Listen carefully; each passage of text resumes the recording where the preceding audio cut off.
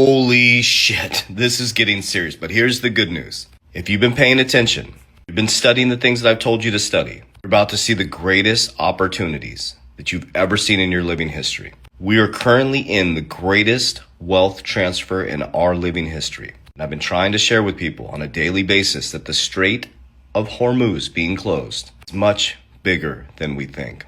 It's open. It's not. It's open. It's not. But we got our first canary in the coal mine, our big signal yesterday. Turkey dumped almost all of its U.S. treasuries to defend its dollar. Why? Because of soaring energy cost. In America, inflation is sticky and going up.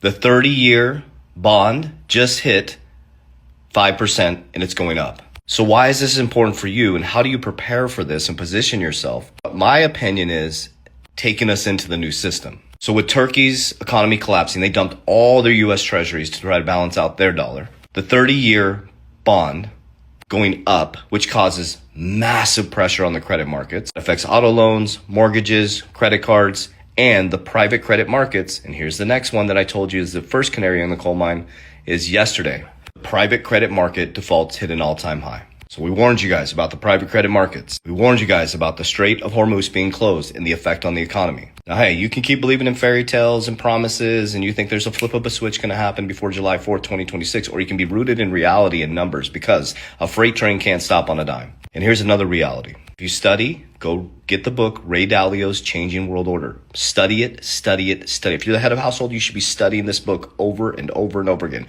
You'll see why I'm so calm and why I'm so stoic and why I prepared myself this way. There's a rise and falls of superpowers. We're in 16, 17, and 18. Here's an interesting fact. China's middle class is going up and our middle class is collapsing down. That is one clear sign. And I'm not talking the US dollar is still the strongest currency by a long shot. It's not going to collapse. You don't need to go run the banks. That's not what we're saying.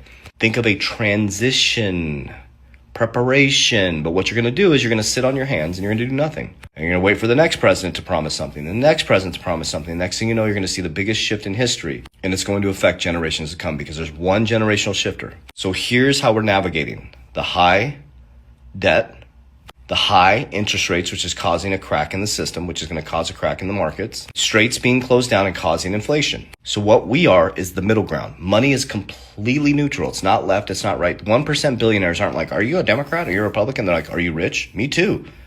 We fight against each other. They work together to stay the 1%.